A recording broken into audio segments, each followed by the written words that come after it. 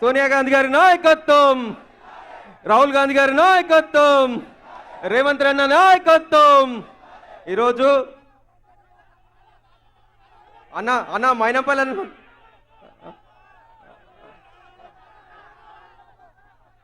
ఈరోజు చాలా సంతోషం అన్న.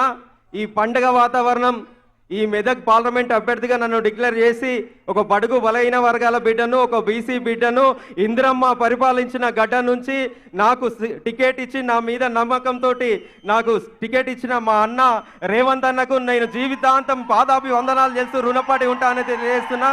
అదేవిధంగా మా దామన్నకు, అదేవిధంగా కొండా సురేఖ కక్కకు, అదేవిధంగా పొంగులేటి సీనన్నకు, మా Medak constituency MLA young dynamic leader Rohit అన్న గారికి, అదేవిధంగా నన్ను మొత్తం 7 సెగ్మెంట్లలో భుజాల మీద వేసుకొని హనుమంతుడిలాగా నన్ను సంజీతం లేక మైనంపల్లి హనుమంతన్న గారికి, అదేవిధంగా మా కాటా శ్రీనివాస్ గారికి, ఇన్ఛార్జి గారికి, ఆవుల రాజిరెడ్డి గారికి, పూజాల హరికృష్ణ గారికి, అదేవిధంగా చెరుకు శ్రీనివాస్ రెడ్డి గారికి, డిసిసి ప్రెసిడెంట్ అంజనేయులు గౌడ్ గారికి, నిర్మలా జగ్గారెడ్డి గారికి, మదన్ రెడ్డి గారికి, నర్సారెడ్డి గారికి, అదేవిధంగా ఎన్ఎస్యు కార్యకర్తలకు, యూత్ కాంగ్రెస్ కార్యకర్తలకు, మహిళా కాంగ్రెస్ కార్యకర్తలకు, అందరికీ, అక్కలకు, చెల్లెలకు, అన్నలకు, తమ్ముళ్లకు, మా కాకలకు అందరికీ కూడా పేరు పేరున పాదాభి వందనాలు తెలియజేస్తున్నాను.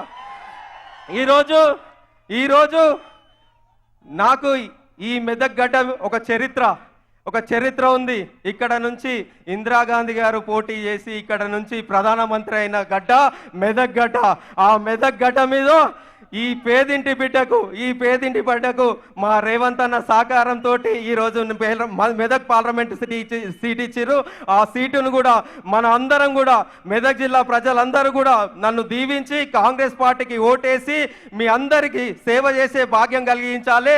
గెలిచిన తర్వాత కూడా 7 సెగ్మెంట్లలో ఇక్కడున్న సిట్టింగ్ ఎమ్మెల్యే రోహిత్ గారిని, అదేవిధంగా ఇన్ఛార్జీలను అందరినీ కలుపుకొని అక్కడ ప్రతి వారంలో ఒక రోజు అదే కాన్స్టిట్యున్సీలో ఉండి ఇద్దరం మన రాష్ట్ర ప్రభుత్వం నుంచి వచ్చే నిధులు, కేంద్ర ప్రభుత్వం నుంచి వచ్చే నిధులు తీసుకొచ్చి ఈ ప్రాంతాన్ని మొత్తం అభివృద్ధి చేసే బాధ్యత తీసుకుంటానని తెలియజేస్తున్నా. మీరందరూ కూడా చేతి గుర్తుకు ఓటేసి గెలిపించాలని మనస్ఫూర్తిగా కోరుకుంటున్నా. చేతి గుర్తుకే.